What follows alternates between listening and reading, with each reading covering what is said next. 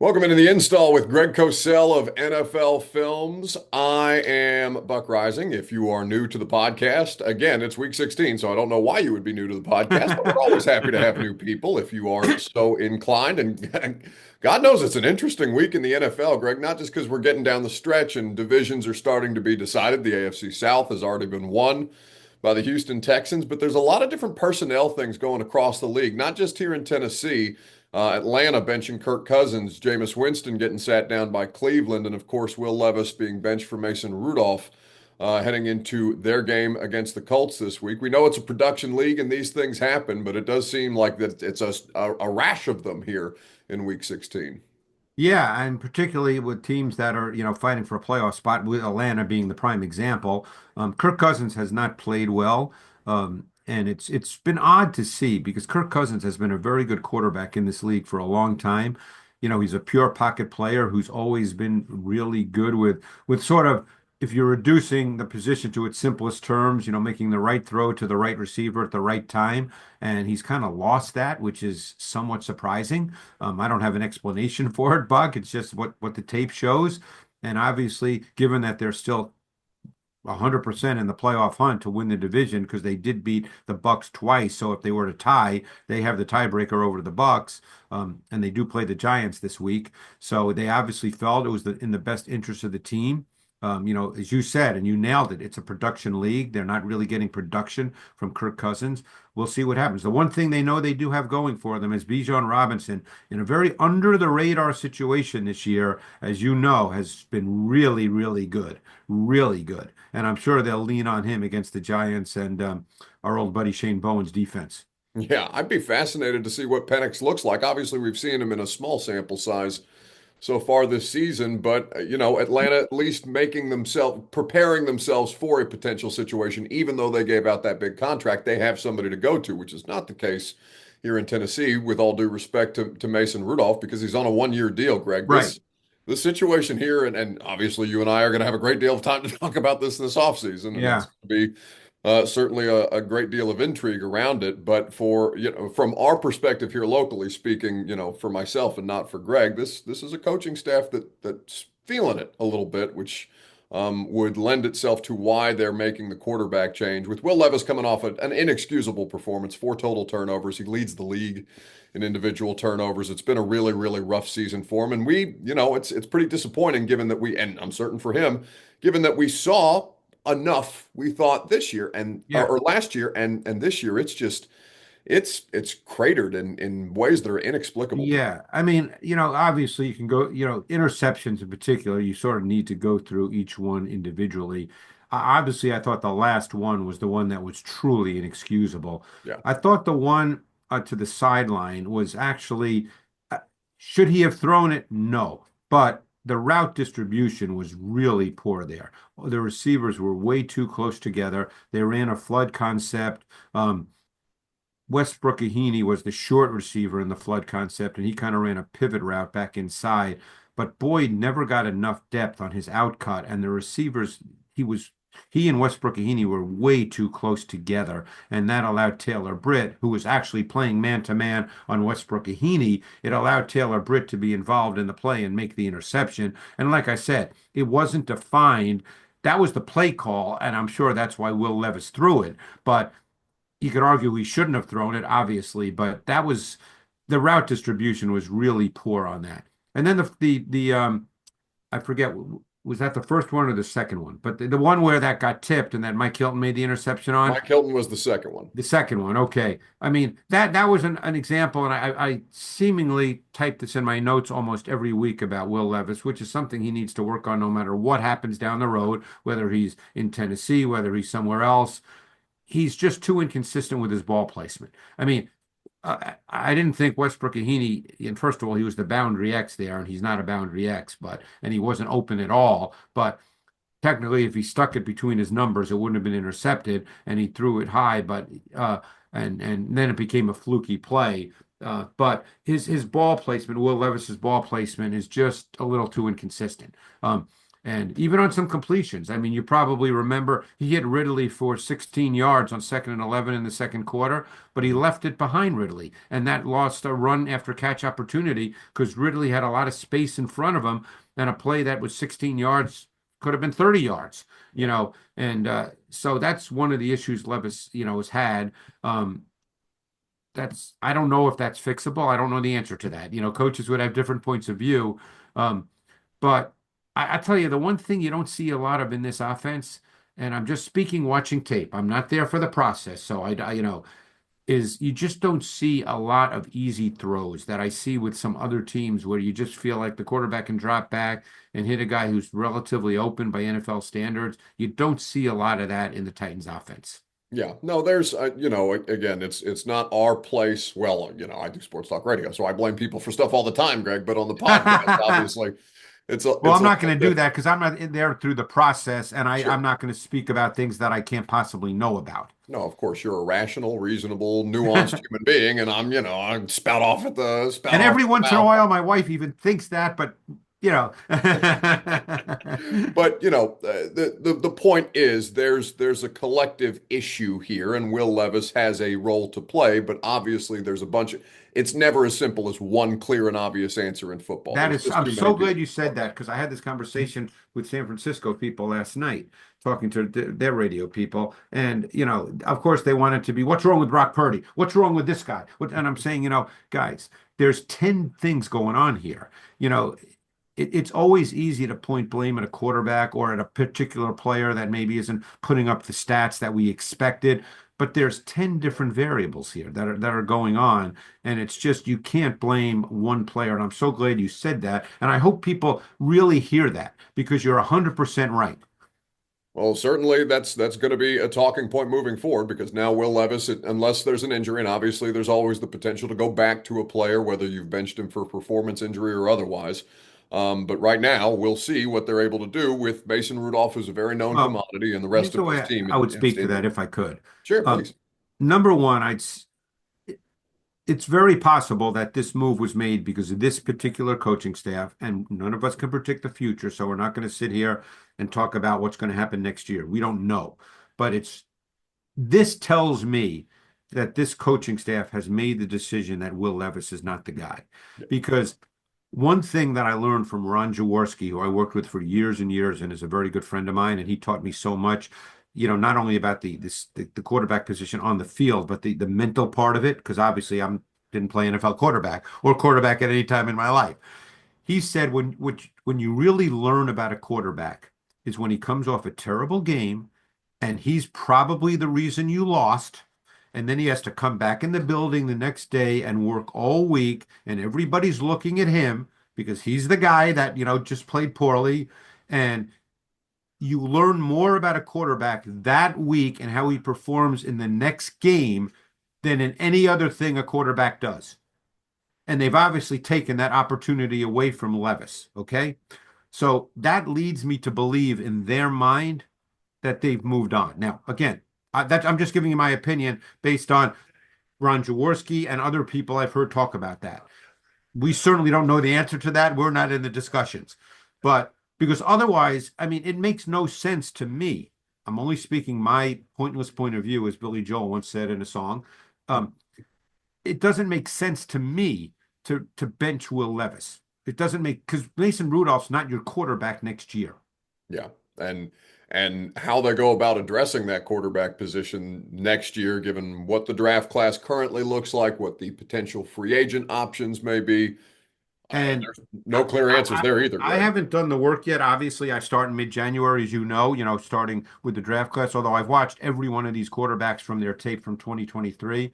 And I had a great conversation with a scout yesterday who called me to talk about quarterbacks in the draft, and we talked for quite a while.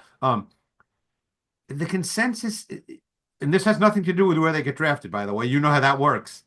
But the consensus pretty much is that there's not like a top five quarterback in this draft in terms of where a guy should be drafted. That doesn't mean it won't play out that way. You and I both know that. Yeah. No, and the same on at least from my perspective. Obviously, I'm having different conversations than you are at a much lower in intellect level on my end. But that does seem to be kind of a talking point. A lot of personnel people that I've talked to in the league, not just here in Tennessee, but in a couple of other spots, would struggle to make either of the or any of these top quarterbacks in this upcoming draft class. Last year they may have been quarterback six, if that, given how that draft class ended up Right. playing out. But obviously there will be time for I discussion mean, there. Now, regardless of another. how a guy is playing in the league now, because all quarterbacks have a different learning curve, I think that it's pretty much accepted that there's not a quarterback in this class that is the equal of Caleb Williams, Jaden Daniels, or Drake May coming out. That's all we're talking about. Everything, when you get to the league, but in terms of coming out. Yes, absolutely. So speaking of quarterbacks that are embattled, Anthony Richardson knows what it is to Ah, be benched, and that game against between the Colts and the Broncos, Greg, just a complete debacle yeah. on both sides, and the Colts come out worse for it, 31-13. They lose to Denver. Richardson, since he's been back in the lineup, I don't know how closely you've dialed in on him Oh, I've specifically watched him versus. almost every week because I always get asked about him, Buck. So, sure enough, I would be curious to know what you make of him at this point because I truly, Greg, I don't know what to do with him. Well, I'm not a stat guy, but sometimes I do look at stats, after I watch a guy because, I watch him and then I'm curious. So, you know, he he is really poor on third down, and there's reasons for that. He's only completing 40% of his passes on third down, which is the lowest completion percentage in the NFL by a wide, wide margin. And what's really even more telling is he's awful on first down, which Mm. pretty much every coach will tell you is the best down to throw, because that's where you tend to get the more predictable front looks, the more predictable coverage looks. Teams on first down on defense don't normally get real exotic with what they do. That's pretty much their base stuff. Even if they're a nickel, it's still pretty much their base concepts. But here's what I would say about Richardson. And again, I'm only speaking at this point in his development. We know he missed almost all of last season as a rookie, so he's still working his way through it. So I'm speaking as to what the tape shows now, Buck. And I always try to say that so people don't think I'm speaking about this guy's whole career and throwing him under the bus. I Right. don't do that, as you know. But right now, he does not see things with the needed clarity from the pocket. He's a very slow processor in terms of the route concepts versus what the coverage is, and he just does not have any kind of refined feel for eliminating what's not there and isolating what is there within the sense of timing that's required. He just doesn't see it. And his ball location, every once in a while he shows a flash and he makes a throw and you go, oh my God, that's just a great throw. But he's so scattershot. He just misses so many relatively routine throws with passes that are really nowhere near the receiver. And again, can that change? I don't know. I can't. I don't know the answer to that. Sure. But you know, everybody goes, well, look at Josh Allen. Well, Josh Allen may end up being 1 in 100. I mean, we don't. We don't know that. I don't know how anybody could have that conversation, especially given what Josh is doing this year. I mean, Right, this right, guy, right. woof, he is such a unicorn for a variety of different reasons, Greg, from the place that he started as a college player at Wyoming to how much further he's come along at this point in his career and continuing to develop, obviously, as we've talked about Mahomes and his continued development. Like the fact that these are still ascending players is insane. No, I agree. So again, just getting back to Richardson because that's who the Titans are playing this week. Um, you know, can he make a special play here and there? And you have to defend the design run game clearly because they look. Shane Steichen's trying to win games. I guess they still technically have a playoff shot. So he's just trying to win games. So he's doing what he can, and that's why Richardson is going to run the ball by design without question. And you have to defend that. You have to defend Richardson by running the ball by design. Yeah, their offense is an interesting proposition right now. Their defense is a known commodity. We've talked many times about Gus Yeah. Bradley and what it is that they do. I And love watching Latu, Greg, because I know you and I talked a lot about oh, him in he the was my draft favorite edge process. player coming out. Absolutely. How have you seen him kind of grow and develop as a pro based on the traits that you saw on tape coming out of Oregon? Or Yeah, excuse I mean, I think, like most guys, he's going to have areas in which he needs to improve, but I think you see the pass rush traits. And again, I don't go by number of sacks. Like, I'm not going to sit here and say, well, next year he's going to have 19 sacks, but he can rush the quarterback. It's clear that he can rush the quarterback. So if you can create the one-on-ones for him, and who knows, maybe starting next year, teams will start chipping him. They'll see him as that guy. they actually have two very good interior players too, in Buckner and Stewart. I never know contract status, so I don't know if that means both guys will be there next year. But he's a good football player. I mean, Latu is a really good pass rusher. He's kind of slinky. He's got some strength to him. He can bend. He can flatten his rush path to the quarterback. I think he's had a nice rookie season. And that's another reason why I hate to get back to the Levis Rudolph thing, but the Colts are a team by NFL standards that defensively, I don't want to use the word vanilla because no team's vanilla. I mean, that makes it sound like, that a ninth grader could go out there and play against them. But by NFL standards, they're not as difficult as some other teams tactically and schematically in what they do. Okay. And this would have been to me an interesting week to see Levis bounce back against a defense in which you pretty much know what you're going to get. But anyway, it's not my call, and I'm just a guy sitting in my office, in a sport jacket. No, great, and looking very dapper, by the way. Well, thank you. Thank you. Greg, it's something that is also confusing. Not to dwell too much longer on it, because I want to talk about this weekend slate of games. Saturday is going to be a hell of a football day, both college and pro, and I'd like to I touch. know that's making me crazy. The fact that Texas and Clemson's on the same time, and I mean, it's making me nuts. But to your point, a lot of Titans fans are also confused by the decision based on how they've approached this entire season, and with 3 games left, it would lend itself to a coaching, a coaching situation that they are trying to basically show proof of concept unto themselves right now Right. beyond Levis, and then maybe try and reset the board in 2025 since Will be under contract for 2 more seasons. Of course, the NFL matchup show is how you get ready for each and every week of the NFL season. A great slate of games. We have Saturday NFL games Yeah. this week. Greg, I mean, even starting tonight with the Broncos and the Chargers, 2 teams vying for Yeah. postseason position. I wonder.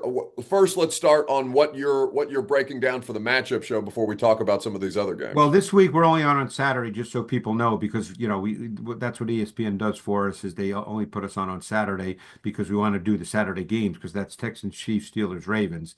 Um, the fascinating thing with Lamar Jackson is how poor he's been against the Steelers. It's really remarkable. He's 0-4 in his last 4 starts against the Steelers. Only completing 54% of his passes, more interceptions than touchdowns, no rushing touchdowns. He's not been very good. And look, I don't think in terms of, well, they have his number. I look at it from a tactical perspective, Mm. and the Steelers, they're not the only team that does this, but for some reason it causes him problems. The Steelers do such a good job with their disguise and late coverage rotation, and it seems to cause him a problem. Now, I've seen other teams do that against him, and it doesn't cause him a problem. But for some reason, it seems to cause him a problem when it's the Steelers. I don't have a brilliant answer for that. But we've got the Eagles Commanders, which is another, for the Commanders, it's a big, big game. I mean, and the Eagles have to keep winning too, because, the team that's kind of fallen under the radar with a great record are the Vikings. No one really talks about the Vikings, but they're tied with the Lions now at 12-2. And their defense, they play Seattle, which is a very big game in the NFC.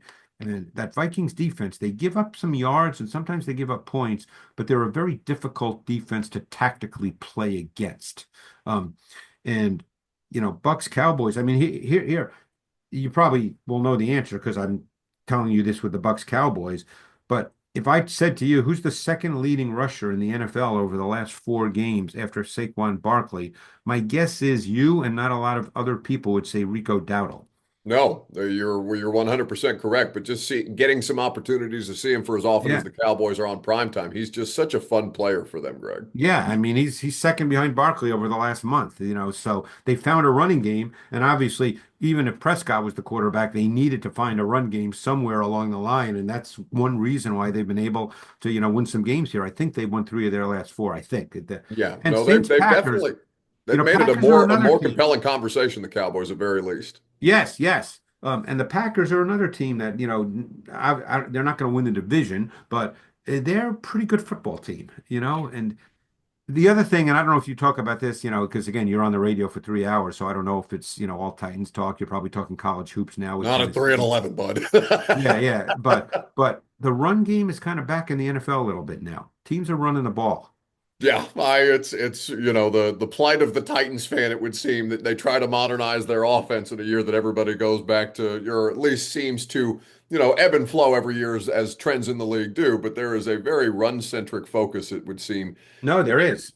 I, Teams I, are I running the want to go ball. back quickly, Greg, to what you said about Lamar and going against the Steelers this week and just the job that Todd Monken has done with that offense in general. How much are you, because Lamar we knew to be a high level quarterback at a variety of different levels with, of course, the traits that make him the kind of player that people Yep, want on their football team. sure. How much more has Monken been able to unlock his abilities as a passer beyond just the Steelers game? Because that problem solving portion of it that you talked about against Pittsburgh this weekend, it's obviously on Lamar to execute, but it's also on Todd Monken to help put him in Well, I position. think Monken and Lamar have done a ridiculously good job for this reason. And I don't think this is talked about enough, but I think it should be. They play a meaningful number of their snaps percentage-wise with essentially four eligible receivers, not five, because Patrick Ricard is not really a receiver. He doesn't run routes.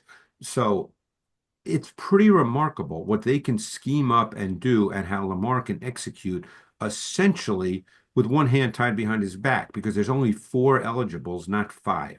I mean, even though Ricard's technically an eligible receiver, but he's not really, you know, He's a fun football player. I enjoy right, watching. right, right. But I mean, it's that to me is really remarkable. So that is a total tribute and credit goes to Monken and Lamar. It's really remarkable that they can do that.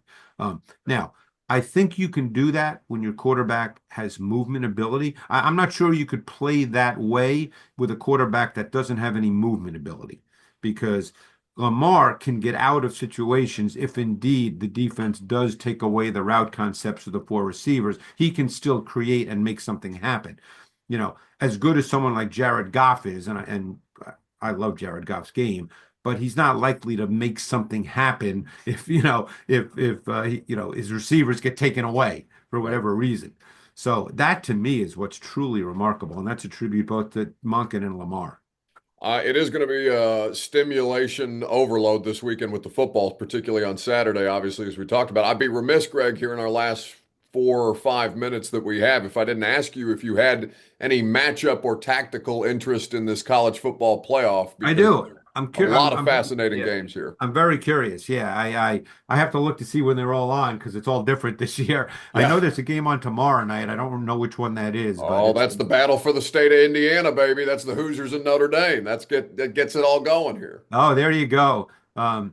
I guess the Hoosiers have the quarterback to transfer. I don't know if he's a pro or not. I haven't seen him, but he's had a great year, obviously, a phenomenal year. You've probably seen him. I don't know much about him other than his name, but because he was a transfer, what, from Ball State, was it? Ohio. Ohio, right, right. I knew it's from the MAC, and he's put up ridiculous numbers. Like I said, I've not seen him at all, so I Yeah, don't it's know. going to be the best quarterback probably that Notre Dame defense has seen all year, just given what, their schedules have been. Right, And right. he's been playing at a really, really high level. The Notre Dame defense is elite. It's been excellent under Marcus Freeman The this year. kid I'm real anxious to see, and I don't know whether he'll come out, is Klubnik because I Mm. didn't take notes on him last year because he couldn't come out, but obviously I watched a lot of Clemson on offense, and I didn't think he was very good last year. In 2023, I'm talking. And I know that the numbers this year are much, much better, and I know people are talking about him. And so I can't, again, if he decides to stay, I won't be watching him in the process. I'll probably watch him over the summer. If he comes out, obviously I'll be looking at him. So I'm very curious to see what he decides to do. But from everything I've heard, people talk as if he's played really good football this year. Yeah, they are the biggest underdog of the weekend going to Texas, and I'm not entirely sure based on what you've said about Kate Klubnik and how much he'll obviously dictate He's their going level home. He's of a play. Texas kid. Say again? He's going home. He's a Texas kid. Yeah, absolutely. Hometown Yeah. kid. And Texas dealing with their own quarterback situation right now. I have no idea what Steve Sarkisian is going to do between Ewers and Manning, but it does seem like there's a potential Saban, Jalen Hurts, Tua Tagovailoa I situation would there. agree with that. I think Ewers is kind of, and I've done Ewers the last 2 years in great depth. Obviously not this year, but I've seen him on TV a lot, and he looks relatively the same to me. Hmm. I would not look at Quinn Ewers, just me. Maybe people disagree, and that's fine. I don't see him as a first round draft choice in an NFL draft. It does seem to be largely the consensus, not Yes. entirely the consensus, Yeah. but largely at this point in time. Well, Greg, I hope you get an opportunity to watch as much of the football as your viewing situation will Something allow. tells me I'll be watching a little football this weekend, Buck. It's definitely a split screen type of weekend between the college football playoff and week 16 of the NFL season. Buddy, enjoy the football. Appreciate your time as always, and we'll do it again next week. Thanks, Buck. Appreciate it.